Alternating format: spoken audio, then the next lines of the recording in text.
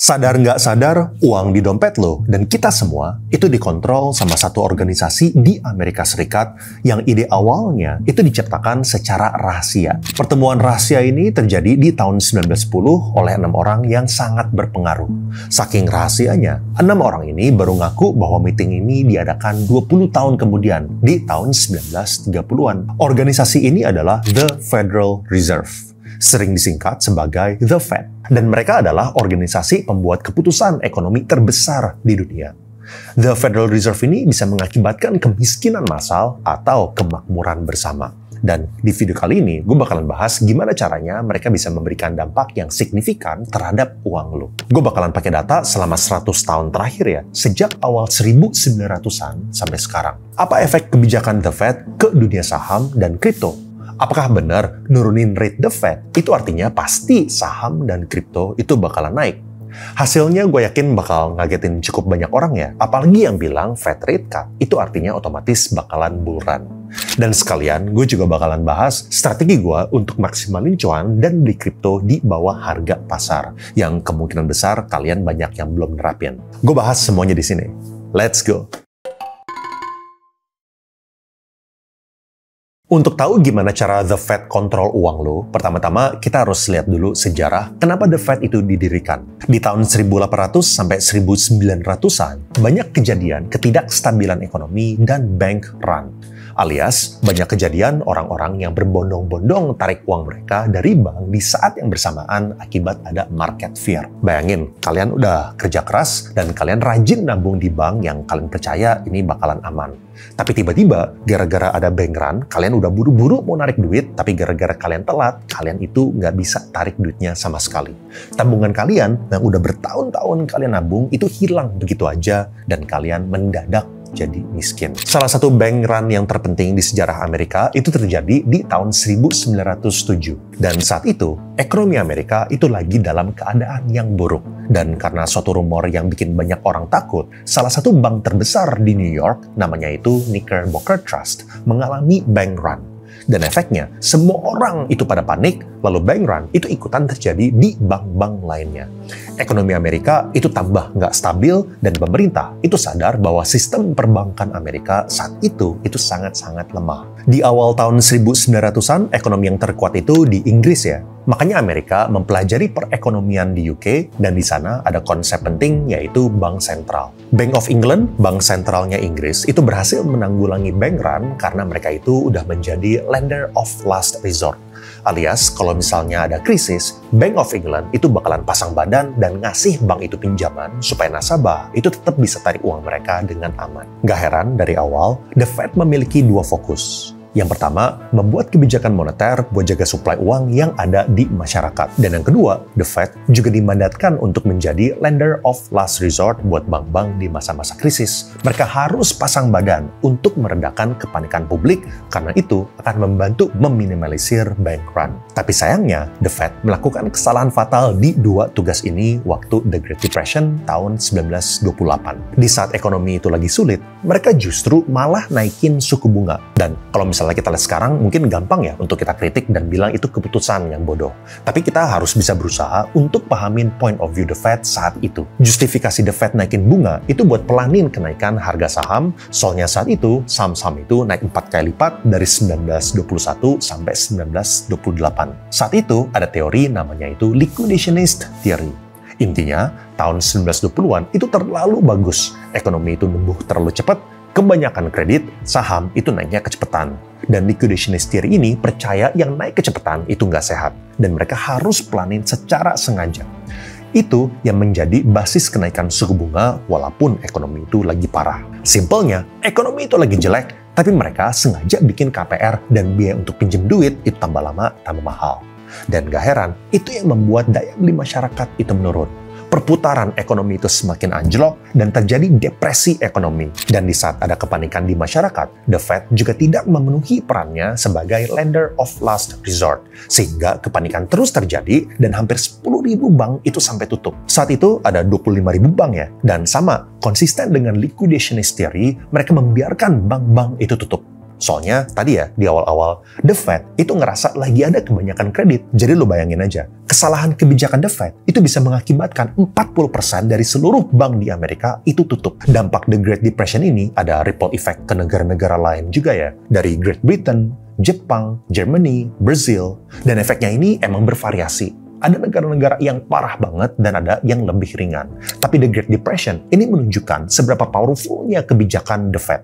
Uang kita itu literally dikontrol sama mereka. Kalau misalnya mereka memberikan kebijakan yang salah, dampaknya itu ke seluruh dunia. Di Amerika sendiri, GDP mereka itu sampai turun 30% dan tingkat pengangguran itu 20%. Secara konteks di periode The Great Recession, ini dulu parah banget ya yang kita ingat di tahun 2008 gara-gara ada housing bubble dan juga kebangkrutan Lehman Brothers. Saat itu, GDP itu cuman turun 4%. Kejadian The Great Depression ini mengakibatkan The Fed untuk berevolusi.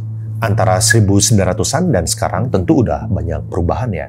Contoh, waktu Roosevelt itu naik tahun 1933, yang utama dia lakukan adalah ngadain deposit insurance dengan FDIC. Gampangnya ini kayak LPS lah, yang ngejagain dana nasabah di bank. Jadi bank run langsung turun dari ribuan bank ke nol. Sekarang, The Fed masih berlanjut jadi organisasi terkuat yang bisa menentukan arah perekonomian satu dunia. Kita cuma bisa berharap The Fed ini nggak mengambil kesalahan kebijakan lagi ya. Apalagi sekarang mereka udah lebih berpengalaman. Datanya udah 100 tahun lebih sejak mereka ini didirikan. Tapi kita harus pahamin mandat The Fed itu cuma ada dua. Maximum employment alias seminim-minimnya yang nggak dapat kerjaan. Dan juga nomor dua itu adalah price stability alias inflasi 2%. Dan otomatis keputusan The Fed itu cuma untuk memaksimalkan employment dan memastikan price stability di Amerika. Mereka ini nggak peduli ya apakah itu ada dampak negatif di negara-negara lain. Jadi negara-negara lain posisinya ini cuma reaktif terhadap kebijakan yang diambil oleh The Fed. Contoh, biasanya kalau inflasi itu ketinggian, kebijakan bank sentral itu untuk naikin suku bunga. Logikanya itu masuk ya, supaya biaya pinjam duitnya itu mahal, yang akhirnya nurunin spending sehingga inflasi itu bisa turun. Tapi di April 2024, waktu inflasi Indonesia itu udah cukup terkendali, BI rate itu malah terpaksa naikin suku bunga. Menurut gue ini ada kaitannya sama kenapa Indonesia belakangan ini heboh dengan berita deflasi ya. Kenapa BI malah naikin suku bunga waktu inflasi kita itu udah terkendali? Menurut gue, ini gara-gara Fed rate di Amerika saat itu masih tinggi. Jadi investor-investor itu pada mikir, daripada gue taruh di Indonesia cuma dapat 6%, mendingan gue taruh di Amerika lah yang bisa ngasih 5%. Jauh lebih aman, selisihnya tipis pula. Makanya kalian ingat saat itu rupiah kita itu di angka 16-an ribu. Soalnya asing itu pada keluar dari Indonesia dan mereka lebih mau nabung di instrumen US dollar. Ini kenapa setiap keputusan The Fed itu bisa mempengaruhi nilai uang yang kita punya. Mau kita cuma nabung di bank atau investasi di berbagai aset. Atau bahkan kalau misalnya lu nggak nabung sekalipun, rupiah kalian ada kaitannya juga. Dan Indonesia ini harus bersifat reaktif terhadap apa yang diputuskan oleh The Fed. Dan The Fed cuma memutuskan yang terbaik untuk Amerika. Nah, sekarang seperti apa posisi The Fed? Saat ini The Fed lagi mulai pangkas suku bunga dan kelihatannya bakalan pangkas beberapa kali dalam waktu 1-2 tahun ke depan. Otomatis, secara logika buat kita yang invest di saham atau kripto, kita ini seharusnya masuk ke fase bull market. Kenapa? Kalau misalnya The Fed itu pangkas bunga, ada beberapa hal yang terjadi. Ini gue ilustrasiin pakai dua aja ya. Pangkas rate itu artinya bunga di bank itu berkurang. Artinya, investor bakalan lebih memilih untuk nabung di instrumen yang berisiko seperti saham dan juga kripto daripada di bank yang bunganya itu tambah lama, tambah mengecil. Misal, bunga 6%, lu tertarik untuk nabung di bank digital. Tapi sekarang kalau misalnya turun jadi 4%, kalau misalnya turun jadi 3%, lu bakalan lebih terdorong untuk masukin ke instrumen yang agresif kan? Implikasi satunya lagi, rate cut itu harusnya naikin demand. Ini demand apapun ya. Mau properti, mobil, kulkas, handphone, soalnya biaya cicilannya itu semakin berkurang. Dan otomatis, teorinya, bisnis tambah maju, employment atau jumlah orang yang bekerja itu bisa naik, dan duit orang itu tambah banyak dan mereka punya uang yang lebih untuk nabung. Ekonomi itu jadinya lebih baik. Tapi apakah teorinya itu sesuai dengan kenyataan? Ini gue analisa ada 4 fase dari keputusan suku bunga The Fed yang selalu berulang-ulang. Yang pertama, ada fase di mana The Fed itu pangkas bunga. Kemudian biasanya rate akan bertahan di bawah untuk beberapa saat. Ini fase bunga rendah. Dan ujung-ujungnya pasti bakalan ada suatu saat di mana The Fed masuk fase naikin suku bunga lagi, dan setelah dinaikin, biasanya suku bunga The Fed akan bertahan di atas beberapa saat. Dan ini fase bunga tinggi. Dan setelah itu, cycle-nya bakalan kembali lagi berulang ke pangkas bunga. Bunganya itu rendah, suku bunganya itu dinaikin, bunganya tinggi lagi, dan bakalan begitu terus-menerus. Dan karena kita udah masuk ke fase pemangkasan bunga alias Fed rate cut, gue compile return saham Indo, saham US, dan kripto selama masa The Fed itu lagi rate cut. Hasilnya, ketiga instrumen ini justru malah negatif selama 3 masa rate cut dalam 30 tahun terakhir. Dan hasil ini tentu berlawanan ya dengan banyak orang yang bilang di masa rate cut ini, kripto, saham itu bakalan to the moon. Jadi, mana yang benar? Kalau misalnya kita analisa lebih dalam untuk 3 rate cut terakhir, yang pertama ini di tahun 2001. Penurunan drastis ini dikarenakan dot-com bubble burst. Lalu di 2008 ada krisis KPR di Amerika dan kolapsnya Lehman Brothers. Dan yang terkini di tahun 2020 ada COVID-19.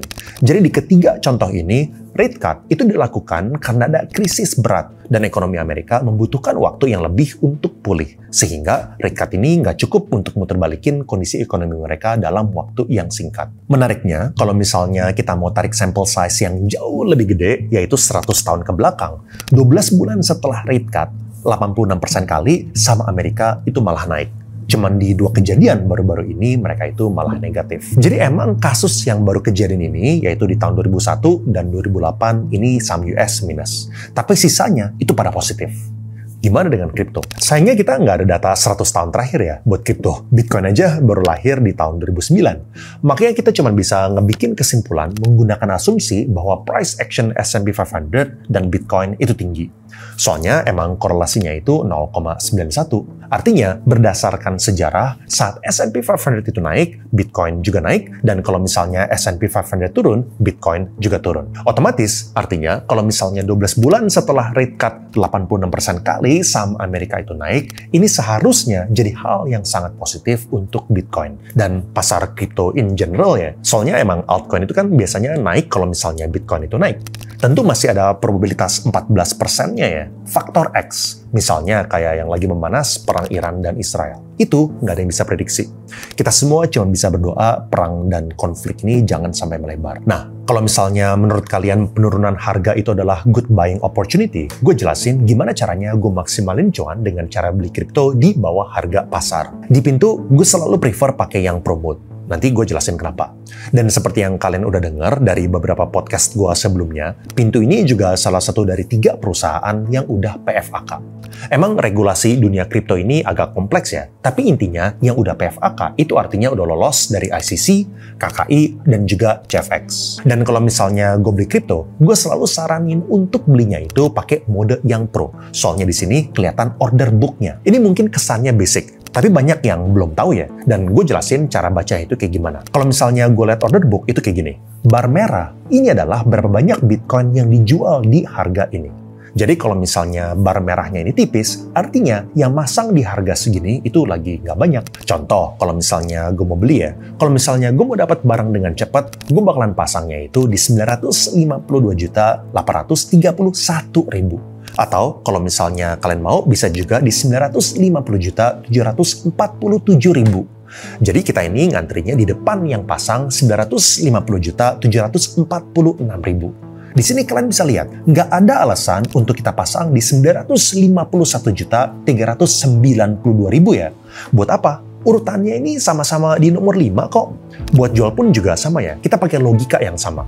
Mau jual cepat, ya taruh di 957.490.000, atau kalau misalnya mau sabar sedikit aja, kalian bisa pasang di 959.574.000, itu juga harusnya cepat hitnya. Soalnya Bitcoin itu kan emang dunia yang sangat volatile. Sebenarnya kalau misalnya kalian mau lihat yang lebih komplit, itu bisa pakai web versionnya ya. Di sini lebih kelihatan nominal total Bitcoinnya itu berapa di setiap harga. Beda sama yang kayak di handphone. Jadi web trading ini lebih buat yang pro user. Apalagi kalau misalnya kalian udah pernah pakai TradingView dan udah terbiasa charting atau narik-narik indikator. Itu bisa langsung di sini. Soalnya dashboard mereka itu juga bisa all in one. Gue kemarin juga tes pakai 3 aplikasi ya. Pakai Pintu, Pluang, sama Indodax. Pintu ini salah satu yang limit ordernya itu paling cepat terfulfill. Untuk eksperimen ini gue pakai 5 juta sekali beli ya, dan gue pasang order di waktu yang bersamaan 6 kali. 2 kali beli Bitcoin, 2 kali beli Ethereum, dan 2 kali beli Solana. Kesimpulannya itu kayak gini, waktu gue pasang limit order untuk beli, Pintu itu paling cepat di 3 pembelian dibandingkan aplikasi lainnya. Abis itu gue jual 6 kali lagi, sama ya, 2 kali di Bitcoin, 2 kali di Ethereum, dan 2 kali itu di Solana. Dan ini table durasi yang limit order jual. Dan kalian bisa lihat, Pintu itu paling cepat di 4 penjualan. Ini kalian bisa lihat di salah satu transaksi yang Pintu itu menang ya.